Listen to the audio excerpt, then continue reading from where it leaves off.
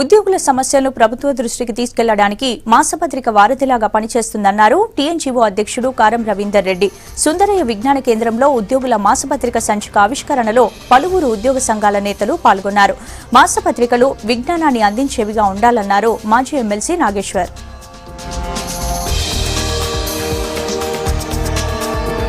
Employees voice అంటేనే నిజంగా అంటే ఉద్యోగులందరూ ఒక గొంతుగా ఉద్యోగుల యొక్క మనోభిప్రాయాల్ని, ఉద్యోగుల యొక్క హక్కుల్ని, ఉద్యోగుల యొక్క ఆకాంక్షల్ని నిలబెట్టేటువంటి వాయిస్గా గత 14 సంవత్సరాలుగా ఈ పత్రిక అందరి ఉద్యోగస్తుల్లో కూడా ఒక ఆదరణ సాధించడం జరిగింది.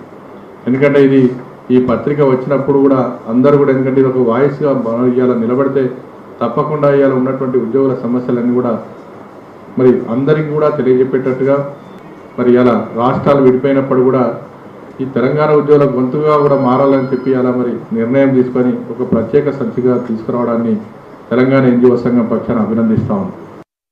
మీరు అన్ని దినపత్రికలు వారపత్రికల్లో ఉండే అన్ని మన పత్రికలో ఉండాలి శీర్షికలు కానీ అన్ని కానీ అలా తపన పడుతున్నట్టు కనబడుతుంది. చూస్తే అలా తపన పడకండి. ఎన్ని ఉన్నా మీరు ఇండియా టుడే కాలేరు. కావాలని ప్రయత్నం చేసి మోసపోకండి.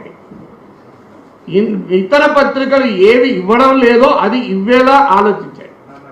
అన్నీ ఇవ్వాలని అనుకుంటే ఎక్కడా ఉండరు. మీరు అందరు వాడు కావాలంటే ఎప్పుడు జీవితంలో కారు. అందువల్ల మనం ఎవరికి ఎక్కడైతే ఆధిపత్య ఆలోచనలు ఉన్నాయో, ఎక్కడైతే ప్రశ్నించాల్సిన అవసరమున్న ఆలోచనలు ఉన్నాయో అక్కడ ఎంప్లాయీస్ వాయిస్ ఉండడం మంచిది తప్ప మేము అన్ని కలిపిన కిచిడి అవుతామనుకుంటే అల్టిమేట్గా ఎవరిని సాటిస్ఫై చేయాలి.